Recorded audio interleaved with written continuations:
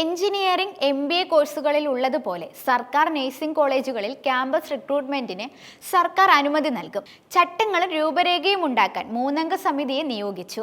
2 ആഴ്ചയ്ക്കകം report നൽകണം. പാശ്ചാത്യ രാജ്യങ്ങളിലടക്കം മലയാളി നഴ്സുമാർക്ക് അവസരം കൂടി വരുന്ന സാഹചര്യത്തിൽ ക്യാമ്പസ് സെലക്ഷനായി സ്വകാര്യ ഹെൽത്ത് കെയർ സ്ഥാപനങ്ങളും സംഘടനകളും സർക്കാരിനെ സമീപിച്ചതിനെ തുടർന്നാണിത്. BSc നഴ്സിംഗ് അവസാന സെമസ്റ്റർ വിദ്യാർത്ഥികൾക്കാവും ക്യാമ്പസ് റിക്രൂട്ട്മെന്റ്.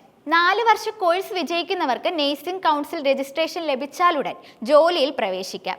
BSc കോഴ്സിലെ അവസാന 6 മാസ ഇന്റേൺഷിപ്പ് അടുത്തിടെ ഒഴിവാക്കിയിരുന്നു. ഇതോടെയാണ് റിക്രൂട്ട്മെന്റിന് അനുമതി തേടി സംഘടനകളും സ്ഥാപനങ്ങളും സർക്കാരിനെ സമീപിച്ചത്. സമിതി റിപ്പോർട്ട് ലഭിച്ചാലുടൻ ചട്ടങ്ങൾ പുറത്തിറങ്ങും. നഴ്സിംഗ് വിദ്യാഭ്യാസ joint director, nursing service additional director, state institute of medical education and technology director എന്നിവരാണ് സമിതിയിലുള്ളത്.